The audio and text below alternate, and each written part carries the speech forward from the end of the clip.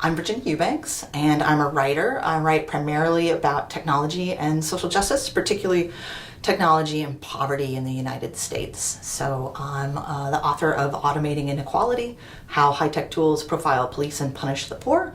In that book, I tell stories about how new digital decision-making tools in public services are affecting people's lives in poor and working class communities across the United States.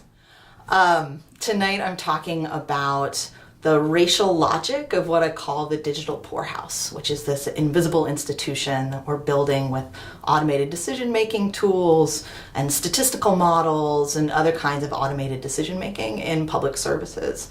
So I'll be talking about bias laundering, which is the way that we use technological tools to do a process that's very similar to money laundering, where you sort of clean dirty data and make it appear as if it is pure and unbiased. And I'll also be talking about the relationship between these tools that are used in public services, race, and economic class as well.